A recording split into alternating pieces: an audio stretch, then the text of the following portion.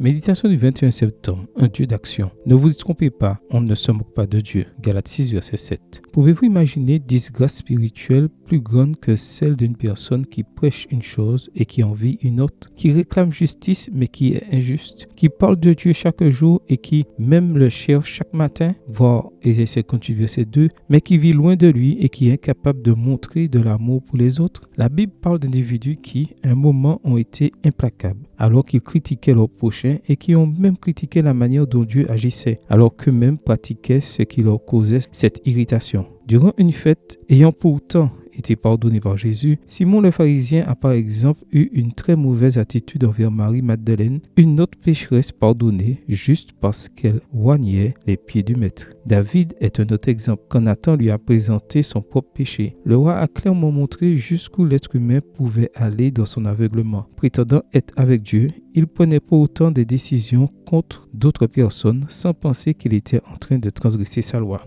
Il est important de lire ces récits dans la Bible parce qu'ils nous aident à être conscients du caractère trompeur et pervers du cœur humain. Voir Jérémie 17, verset 9. Cela signifie que nous avons une incroyable capacité de simulation et d'hypocrisie qui peut nous amener à croire que nous pouvons nous moquer de Dieu. Aussi, ne devons-nous pas oublier le texte de Galates 6, verset 7. Ne vous y trompez pas, on ne se moque pas de Dieu. Il peut, au milieu d'un tas d'activités religieuses, détecter des attitudes creuses, superficielles et hypocrites. Dans Ésaïe 58, versets 1 et 2, Dieu a demandé au prophète de dire à son peuple qu'il s'était trompé en pensant qu'être tous les jours dans le temple à parler de lui suffisait. Cela ne signifie rien, à moins qu'une transformation du caractère ne se produise. On voit la preuve de véritable réveil spirituel dans la réforme qu'il produit. Autrement, c'est une simple activité sans résultat, un simple mouvement sans avancée. Notre Dieu n'est pas impressionné par nos activités. Ce qu'il veut, c'est que ces activités nous conduisent à nous connecter à lui pour lui permettre de produire des changements positifs dans notre vie. La présentation du message à l'Église doit inclure une orientation concernant ce que nous ferons du péché présent dans notre vie et ce que Dieu espère voir en nous. Si ce message ne fait que souligner l'amélioration de nos pratiques religieuses, nous courons le risque de vivre la même expérience qu'Israël.